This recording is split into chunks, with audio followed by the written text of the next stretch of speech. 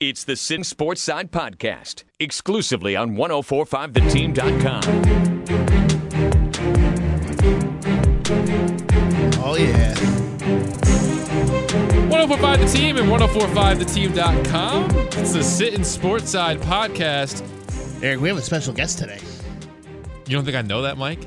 I wasn't sure if you did or not. I'm not sure Gaz has ever been like sitting in on one of our podcasts. He just hijacks the one mic, guys.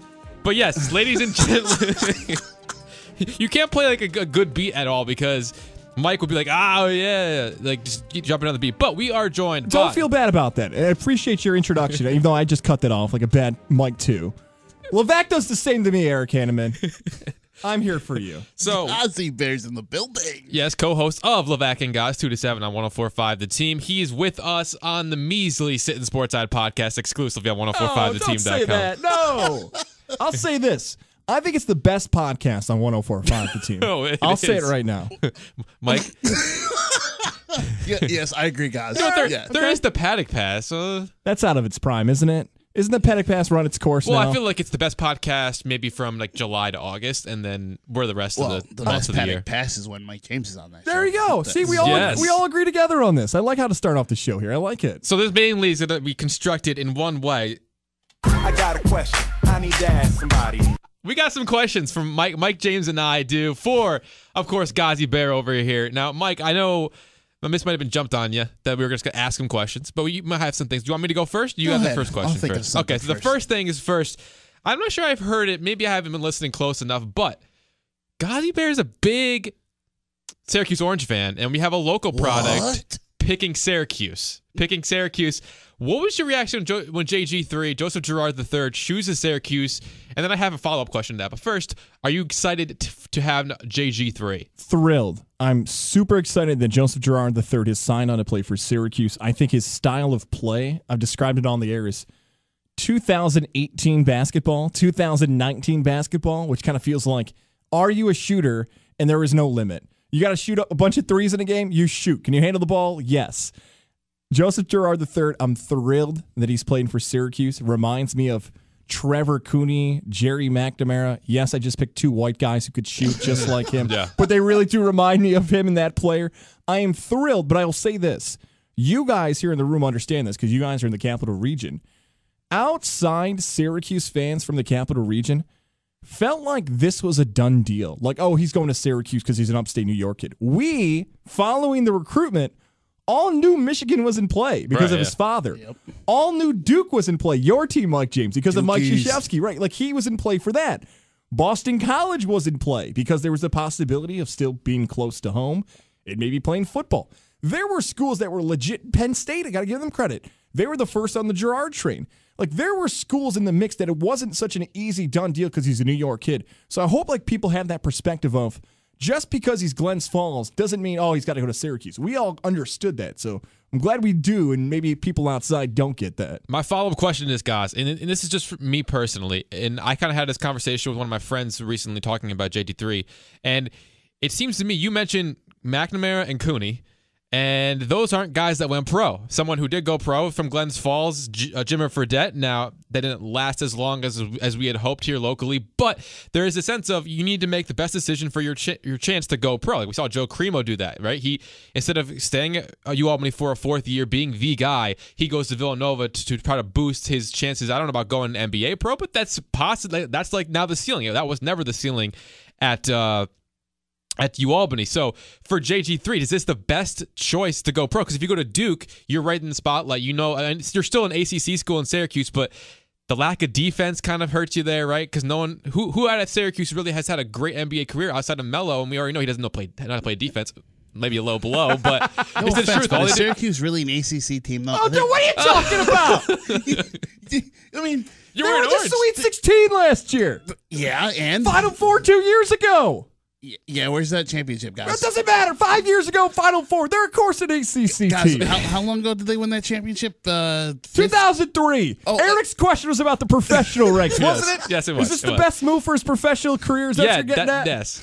I'm not so sure. I'm not so sure. All right, so if it's not Syracuse, then who? Would it be Mike James's Duke Blue Devils? Would it be better going? Because he may not play at Duke. That's the thing. Like, you have Andrew Platek, right, at North Carolina. He was like he didn't get a lot of playing time, but he's building his way up. JG3 probably would be in a similar situation because look at the talent right now. Those guys are going to be gone, most of them that are there now, but those are going to continue to pour in. Yeah. The one and done has become Coach K's MO now. He's bought in. So I'm going to answer that, but I'm going to kind of defer this to the Duke fan in the room now as well as Mike James. Like, Mike will say this as watching Duke, and I'll say this as Syracuse. Krzyzewski does a great job that if you're the ball handler, that is your thing. Like Greg Paulus was good at this. Quinn Cook was good at this. Can you still score? Sure. But you are going to be a point guard. Yep. That's what scares me a little bit about Joseph Girard III. Kind of what you're getting at here too, Eric, your question. Girard is a guy who averaged 50 points a game. Okay? He's playing Class B basketball. No offense. That's what I grew up playing in Salve High School, Exit 39. Shout out to the Bearcats. Hey, I always text you when I drive by there. That's right. You usually insult it and call it smelly and dirty, but you do remind me. I've never said that. You're driving by. I just said you were smelly and dirty. There's a difference. So what do you do? That's true. He does do that. Sorry, guys. I couldn't help it. It was too perfect. So when you're averaging 50 points a game, right, you have the ball in your hand, which is a pretty obvious statement. But what happens when you play at Syracuse and Jim Boeheim tells you to bring the ball up the court and you're used to your entire life saying, okay, I'm launching it. I'm not passing. I can hit this. Like, will a Hall of Fame coach and Jim Boeheim allow that or sit you right on the bench? While if you went to Duke, and I see what you're getting at here, like, okay, you might have a better chance to develop your game, fit an NBA style, whatever that may be. But the problem with Girard, at least now it's 17, 18 years old, his biggest strength is being a shooter. So do you want him to just be a ball handler Do you want him just to, like, if he's a shooter, he's a shooter. Is he going to get into the next level? I don't know. He's got to improve. He's still a teenager. But that's the biggest difference. Like, I think Duke may not have given him the best pro platform because I don't know how Krzyzewski was going to let him play. Like, was he going to let him be a shooter or a ball handler? Right. It's kind of tough because I'm kind of interested to see what Zion's going to do this year. I mean, but he's irrelevant to JG3 because he's going to be gone. Yeah, I know, but so the point. It's just the point of you kind of look at Zion's game when he was in high school. Is Coach K really gonna let him have that same, not the same, I don't know, free for all that he had? But it's just gonna be interesting to see how it's gonna gel in Coach K's system. I mean, honestly, but that's the point. I think that the fact that you're saying that there's going to be a limit on a talented player in Duke, I think that plays to the fact that Coach K is doing the one and dones, but it also speaks to he will play more of a team basketball with those. He's not going to have somebody come in and take that over. So you have the Grayson Allens and the guys who are going to stay for 3 or 4 years. He will eventually find minutes for them if they are worth it. I think we actually legally changed Grayson's name to Tripson Allen. I love that point about Zion Williamson, though. I know where you're going with this. And I thought Eric was going to go differently with your answer because I have friends, and actually, while the podcast is going on, one of them, shout out to Casey, who's actually texted me. He's a big NBA guy. And I love Zion Williamson. It hurt when he signed with your beloved Duke Blue Devils. I didn't want to see that because this guy... I remember you calling me and crying. Oh, it was horrible because he's the most hyped high school athlete since LeBron James. And he's that good. Mm-hmm. He's unbelievable. But, Eric, you as a new school NBA fan, I've heard people call Zion fat. Okay? Fat. And he's not. Like, he's not fat, but I know why people are calling him that. And it's what you're getting at, like, James. Like, I'm offended now. Right, but he's perfect for Duke. Okay? He is awesome. Krzyzewski's going to coach him up. He's going to dominate down low. He's going to be like, I don't want to say Elton Brand, but maybe like a more skilled Elton Brand, like a double-double guy who can probably go to the basket. Maybe how about a Kenyon Martin? Kenyon Martin is a great example. Vince Carter, somewhere like that. Yep. Carmelo Anthony, probably Michael Beasley, all these combinations, right? But when he gets to the NBA, and you're talking about going to the pro game, can he shoot? Like, if you're a 4 or a 5 now, if you're a 6'8", 6'9", 6'10" big guy, and you can't shoot threes, is your style going to fit in the NBA now? I don't know. I don't know if that works anymore. Yeah. Mike? Yeah, I agree. You probably don't care because you're a Duke fan. It's like, hey, be good for Duke. If he wins me a championship, I don't care. That's right. I don't care. That's how most college basketball fans are. If you win for my team, I'll figure out the NBA later. I think Syracuse fans might be back to your question, Eric. Yeah, I don't care. Like, if you want to be one and done, you can be one and done all you want at Duke. Just win me a title. I don't care. Just win the title. All right, if you win the title, I don't care. Do you have another question for guys? Let's do this. Guys, do you believe in the Shield? Oh, I love the Shield. Look at this, baby. Best wrestling faction of all time. If we brought back the As the Heel Turns podcast, we would definitely talk about the Shield. Yeah, whatever happened to that, guys? Two of the people who used to be on the podcast are no longer with us, and we wish them the best of luck in their future endeavors. And the other guy got promoted, and the other guy is still sitting here. That's me. Okay, anyways, that was more of a sarcastic, joking question. Right. Guys, I got a question. I need to ask somebody. Guys, your Tampa Bay Buccaneers. You still mad? What do you think about the quarterback situation right now? Jameis was great on Sunday. He was. Like, he hasn't played in 6 weeks, but Jameis almost threw for 400 yards, threw for 3 touchdowns. They didn't win. The Atlanta Falcons still won that game.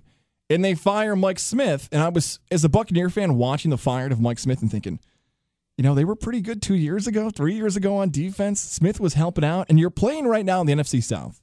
6 times out of your 16 games, you may be playing 3 Hall of Fame quarterbacks. Matt Ryan, who won an MVP and almost won a Super Bowl. Drew Brees is definitely a Hall of Famer. Drew Brees, no doubt a Hall of Famer. And Cam Newton No also, shot. Oh, I think he's got a shot. MVP and almost won it. Why not? Why not Cam Newton to the Hall of Fame? I got the Football and the No People podcast. Shout out to them. They don't deserve that. But absolute most inaccurate quarterback ever. Guys, I won't tell you. Ask Eric what I think of Jameis. He'll tell you. It's not very nice. I don't there have was very a nice words racial slur. I mean, the last time we talked about Jameis, there was a racial slur, but he is Mike James. We should preface it, but he is African American. Wait, like Cam Newton and Jameis, right? I'm not going to argue that Cam Newton's not inaccurate. He definitely is. But he wins football games. He puts up historic stats for a running quarterback. He's won an MVP. He would have won a Super Bowl if they played better against the Broncos. They didn't. If he dove after the ball, you mean? Sure. Like, people criticize him for that, and that's a whole different thing. But Cam Newton's been really good. Like, people have hated Cam and they hated Winston since the moment before they got to the NFL because of what they did in college. Yeah. They've both been good in the NFL. Cam much more so than Jameis, but people love the Fitzpatrick situation, and it lasted. And you as a Jets, both of you as Jets fans know this. Yeah. I'm glad as a Buccaneer fan I didn't fall into that trip. I'm happy how the Bucs are. I'm okay with the firing of the defensive coordinator. As for the division itself, they have to figure out something on defense because as much as I want to use that as an excuse, and as Mike James disagrees, and a lot of people have about the Newton suggesting he's a Hall of Famer, those 3 quarterbacks are both really good. Like, somebody can't slow him down. I hate Newton, but he's a beast. Yeah, like he's Superman. They got to play him 6 times a year. Nobody else has to deal with quarterbacks like that in any division in the NFL. I guess that's unless not you're an in the excuse. AFC East, because I guess Tom Brady counts as 3 Hall of Famers in one. Yeah, you got Brock Osweiler and Nate Peterman and Sam Darnold's look good, though. I think Tannehill's the string on Tannehill's. Never mind, I'm not going to finish that sentence. It's finally popped loose and he's done. I think Mike's getting a bit of a filter now after being called. He's cleaned himself up in this October. It's That's only right. because Gaz is here. Yeah, right? All right, guys, we got to speed this up a little bit. So I got a question. I need to ask somebody. So I want to stick with the NFL. There's 2 teams locally, right? Well, not locally, but New York teams teams of interest, Giants and Jets. I'm going to ask 2 different questions. First one about the Jets. They're your playoff team. You feel better about that now than you did at the beginning of the season? Can I go push? I feel the same. Same. Okay. They're 3-3. The schedule still line up for 9-7. I'll give you a quick answer on that. How about that? All right. And the other thing, I've looked at 2 different divisions. I looked at the NFC East and I looked at the AFC South.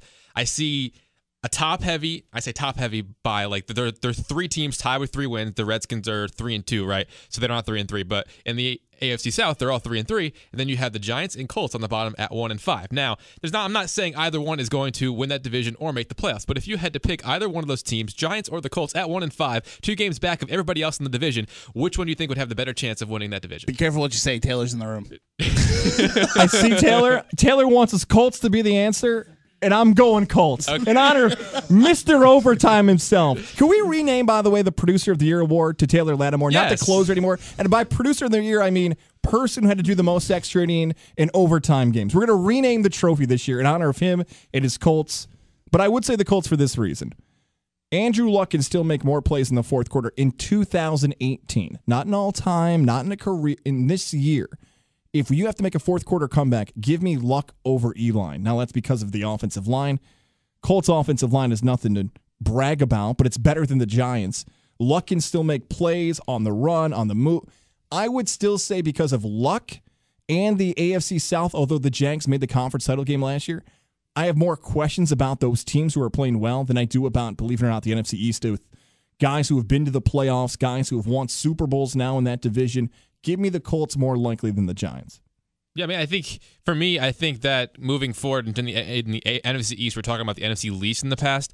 I think that they showed this past week. I don't know if the Cowboys are going to be able to do that every single week, but I think they looked a lot better And then the Eagles are a team that won the Super Bowl last year, so you'd expect them to go on a bit of a run here. And the Redskins are kind of hot and cold, and the Giants just look so bad compared to the Colts. I think you look at the Colts; they could have beaten the Eagles. They probably should have tied. I don't know against the Texans, but so They should have. Yeah, Frank Reich doesn't go for it. They should have. right. That's a whole different well to go down. But I haven't looked at the schedules, but I think the Colts probably have a bit of an easier schedule than the Giants too. But I think they meet week 16. Those two teams. Interesting enough, we'll revisit that when they meet in week 16. Could be completely irrelevant, or maybe one or if not both will be in it. Now, Mike James, you have another question for Gaz. I got a question. I need to ask somebody. So, guys, as a lifelong, I'm sorry, Baltimore Orioles fan, Oh God. Manny Machado, your boy, He may win a World Series. he may win the World Series. What are your thoughts? Is he going to the Yankees? What do you think?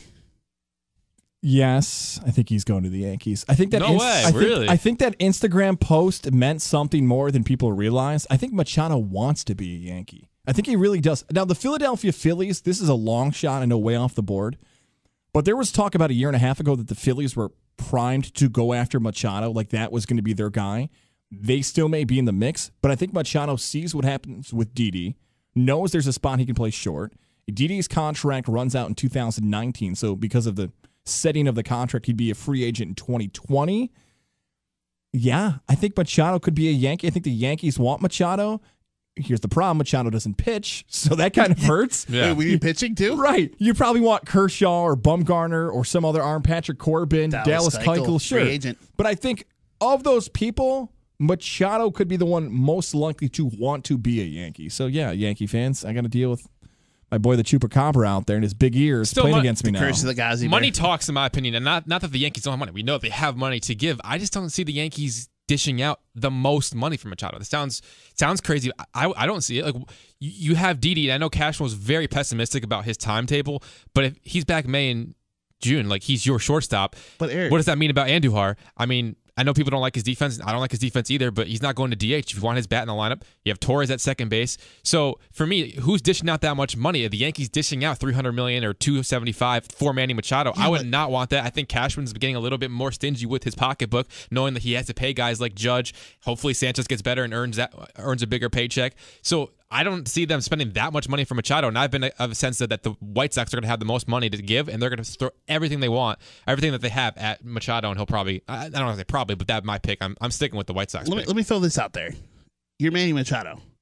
Yankees offer you 7 years, $150 million.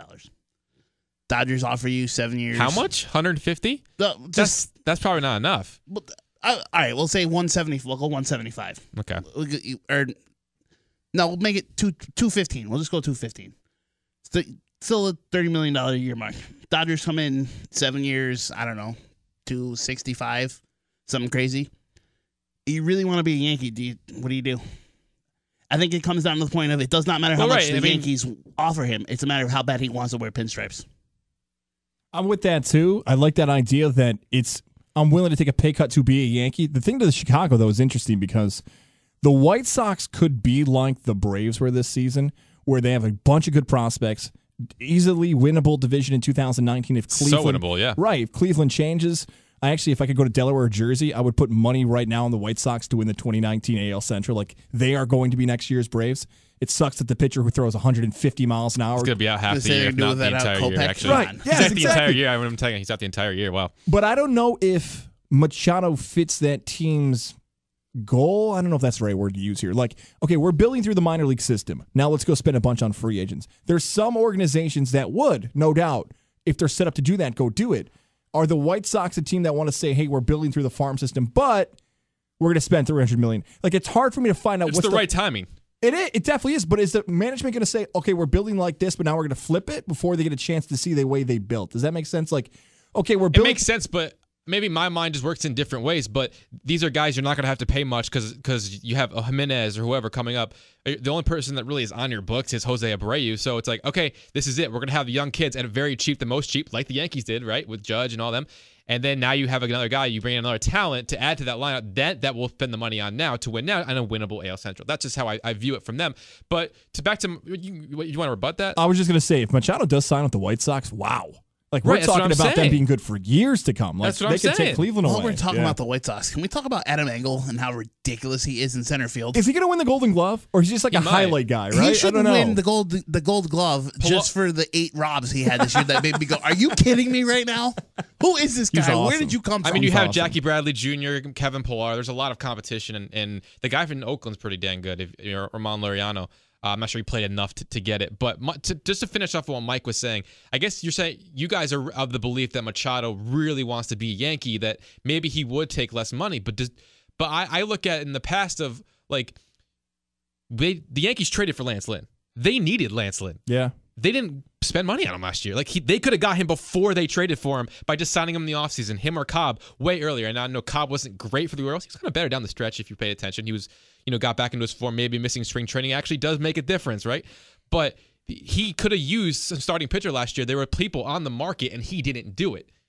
I think that we have a different Brian Cashman at this point. That's how I view Brian Cashman. I don't think he's even going to maybe he'll consider it, but then we're not even factoring in Bryce Harper. I think, is he a guy that they would think about signing too? Because you're not getting McCutchen back, and if Frazier has the concussion problems, is Harper more realistic than Machado? If we're talking about now spending on a player, who's more realistic? I guess Machado maybe because Didi's out, but you have a lot more infielders. Well, I know you have a lot of the both, really. Let's be Here's honest. an interesting scenario. Let's say Harper and Machado get together this offseason and say, how bad do you want to play with me? And they both say, you know what? They're not going to the Yankees if they're both playing. But here's the thing. What if they pull a LeBron, Bosch, Wade move, go to the Yankees, and say, we're both going to sign, we'll take a huge pay cut in order to do this. We want to win a title right now. Yankee fans are the best. Yeah, are you serious? Like, You and Levac would be just love it.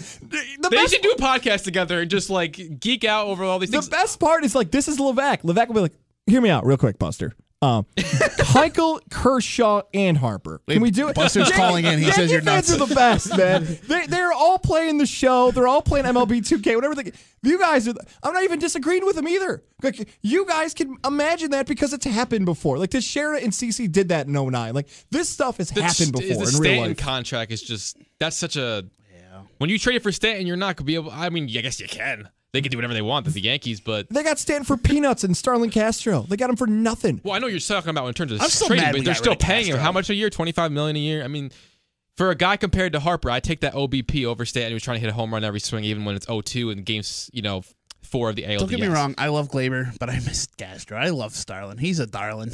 He was great. I like Starlin. Think about Yeah. that. Like, Stanton moved. He's a 2017 MVP. And then 2018's MVP got traded for Panera Mac and Cheese. Christian Yelich went to the Brewers from the Marlins. Lewis Brinson might be able to show some. Oh my God. All right, so it's my mac and cheese then, less than Panera Mac and Cheese. I got one more question. Hit the music. I got a question. I need to ask somebody.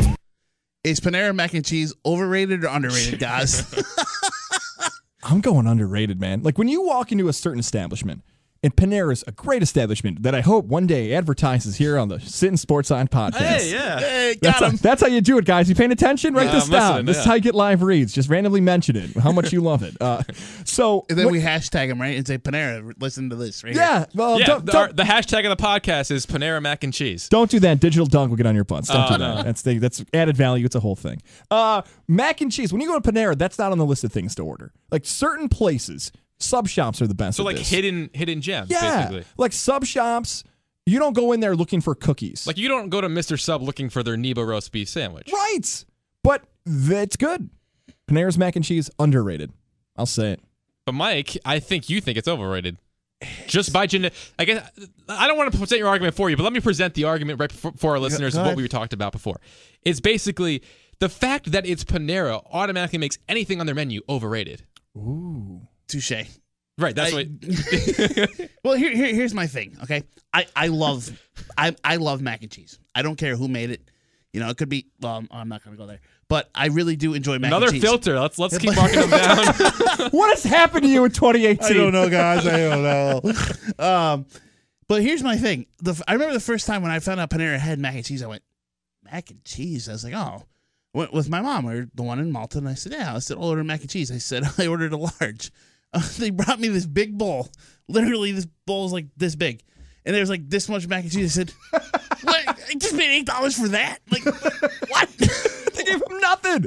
Yeah. I was like, That's why I think Panera's mac and cheese is overrated. They don't give you enough for what you pay for, but it's good. To your theory, Eric, and I'm going to follow this up with you as well. So if you go like they don't give you enough, does that mean everything on Taco Bell's menu is underrated? Because they give you a lot for a small price. I love Taco Bell. Hey, it's Gaz here for Taco Bell.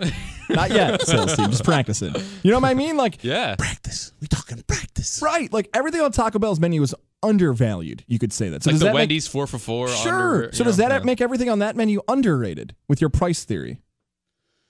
Yeah. Yeah, that's what I'm talking There we about. go. Yeah. Yeah. All right. All right. I want more bang for my buck. Let me put this is coming from the guy, though. If I go to a restaurant once and I walk in there and your food sucks, I'm never walking foot back in that You're door. dead to him. You hear that? Wow. Dead to him. Except Cheesecake Factory. And I will tell you why. I went there one Cheesecake time. Factory's like the most expensive thing I've ever. been there twice. The first time, it was terrible. Terrible. And I was like, I'm never coming back here again.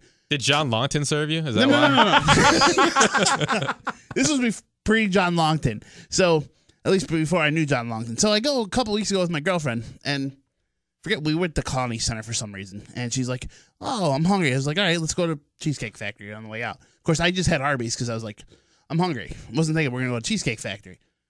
So we go to Cheesecake Factory. I look at the menu. Speaking of which, I did mention John Longton's name. I almost got thrown out of there, John Longton. They do not like you. No, I'm just kidding. If you want something really good, and I looked at the menu. I said, I saw chicken and waffles. I'm like, oh, that sounds good. I like chicken and waffles. Then I saw the cinnamon roll pancakes. I went, cinnamon roll pancakes. I was like, ooh, most amazing thing I've ever had. Really? I will only go back there for the cinnamon roll pancakes. I will not buy anything else. Pancakes at Cheesecake Factory. Wow, it goes back to the original point of you walk into a place, you think you're going to get this. Well, let's be honest, guys. Cheesecake, that place has everything. I mean, True. You could literally surf through that menu for 20 minutes and It's an encyclopedia. Still I miss think they're something. just guessing on that menu. Like, let me order this. Nah, I don't think it's on the menu. we don't Okay, have it is. it. Now Yeah, it is. I had Are we one- ending on that? Yeah, we I got had to one more thing, and I Sure. forgot what it was going to be now. Okay. But I'm glad our something more food. Is that what more we're talking personal about? questions. I'm Become glad. more of a food podcast. no, I forgot No. what it was. Hot That's fine. Pockets.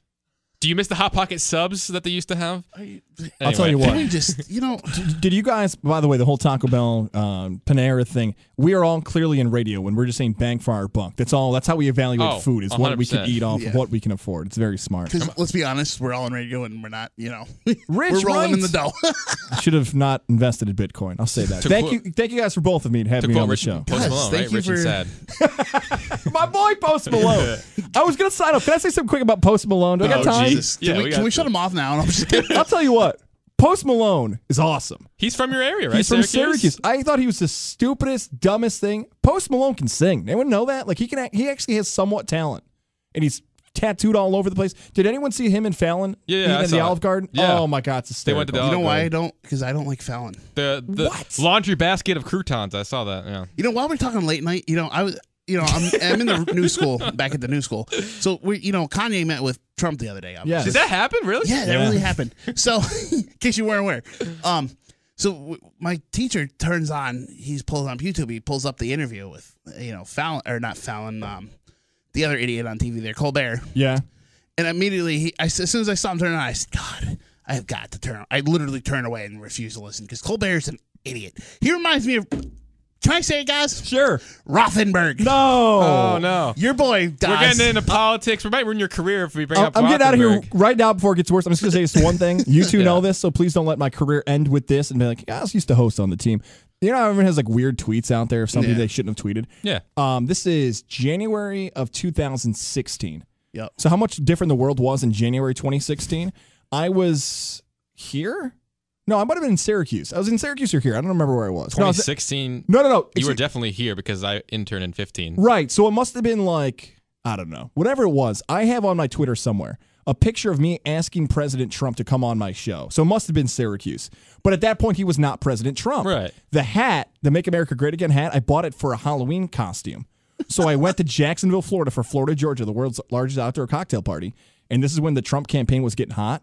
So I had to buy the hat for my costume. And it was great. The pictures are online. So I sent out in Syracuse, I said, hey, soon to be future President Donald Trump, can you come on my show? That was funny. Like 2 years ago. 4 years ago, they're like, that's really... Now that's not funny. Like, I could probably lose my job. And that's like my controversial tweet involving the president. Like, can you believe he wanted Trump on the... Dude, it was 2014. It was a joke back then. I got two more things before you go. Yes, that's fine, because I like where we are here. First thing is, can I tell you how embarrassed and yet hysterical I was dying the day you had to wear the Hooters costume? Why did that get brought up? Yeah, what? Why we were talking Trump. Because you brought up the hat, and it just made me immediately think of that. Scarring me. I wasn't wearing that hat in it. All right, I had to video that. I was like doing the Facebook Live. I knew I should have got out sooner. Right, and one thing, that's what she said. Anyways, NSFW. we're going to end this on this note. 10 years ago today, one of my favorite moments in sports history. Do you know what it is, guys? Bartman? Nope. 10 years ago this day. Today. On this Wow. day. Well, what year are we in? 2018, so it's 2008.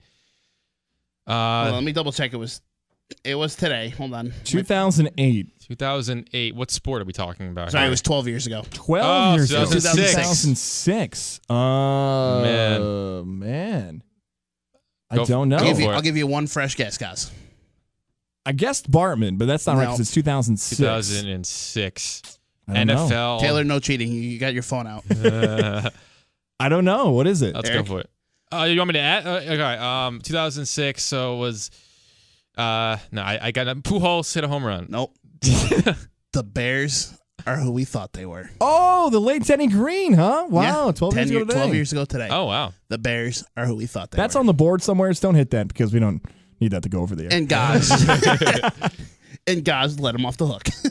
And we will end it on that. Guys, thank you very much for joining us. Thanks, Thanks, you guys, guys. for having me. Keep up the great work at the station. I'm leaving. I got to go see my wife. All right, guys, if you want to listen to more Wait, Sittin she Sports, exists? come on. Let me do the plug. For more Sittin Sportside podcast, you can go to 1045theteam.com, click on podcast tab, click on Sittin Sportside podcast, or go to youtube.com/1045theteam, or it's team 1045, youtube.com/team 1045, and click on the Sittin Sportside podcast playlist. Mike, And don't forget to listen to Love Acting Guys weekdays 2 to 7. And do we have to Board plug their Sports. show on our why show? not? Guys, They don't. Not a big fan of the show, to be honest.